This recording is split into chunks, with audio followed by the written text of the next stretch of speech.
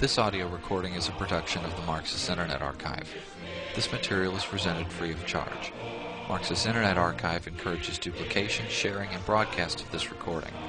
All material herein is believed to be public domain unless otherwise noted. Notes on the original publication and transcription of the text presented in this recording will immediately follow this presentation.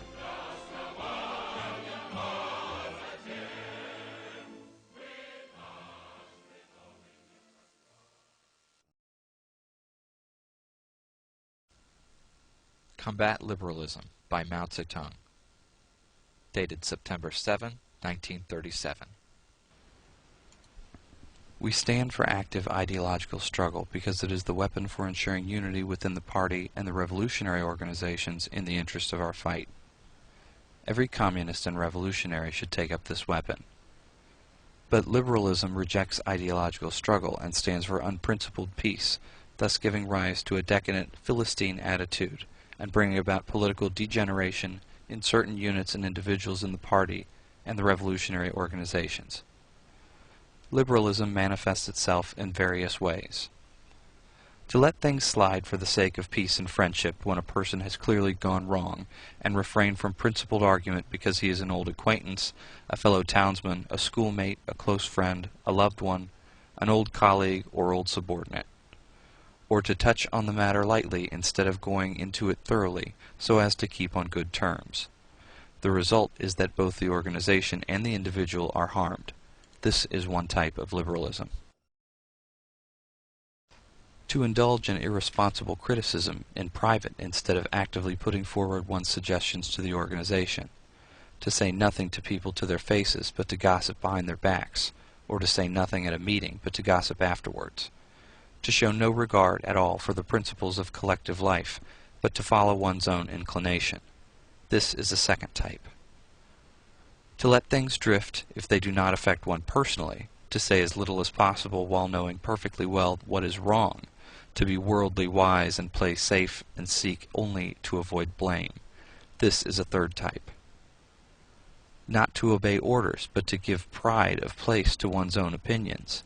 To demand special consideration from the organization but to reject its discipline. This is a fourth type.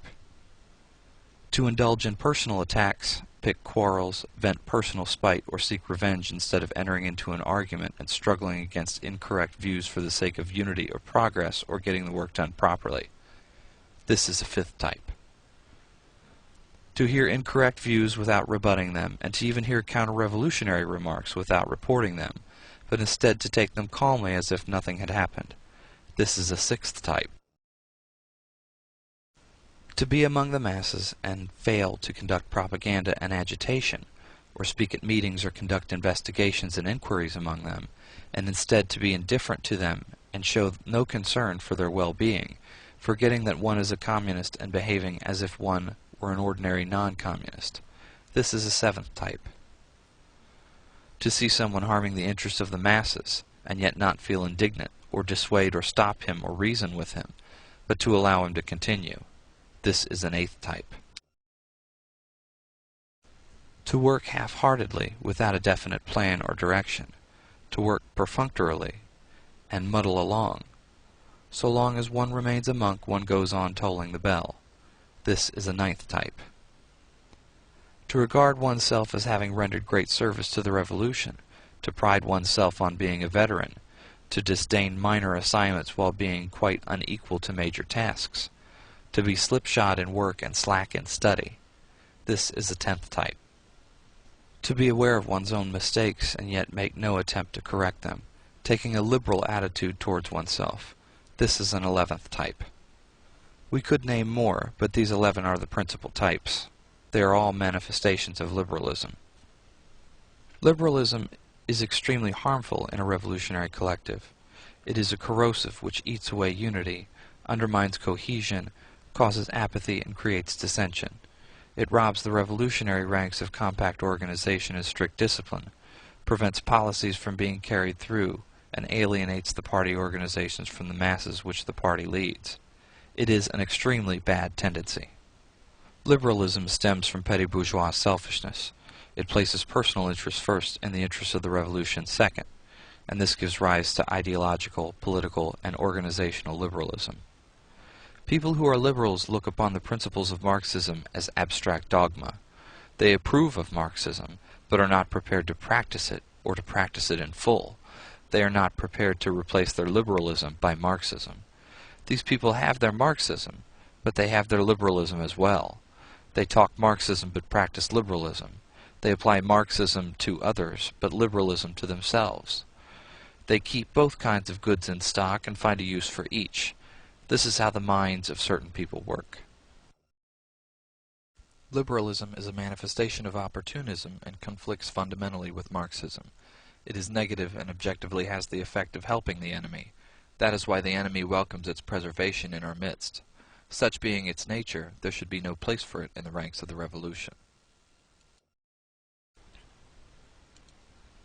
We must use Marxism, which is positive in spirit, to overcome liberalism, which is negative.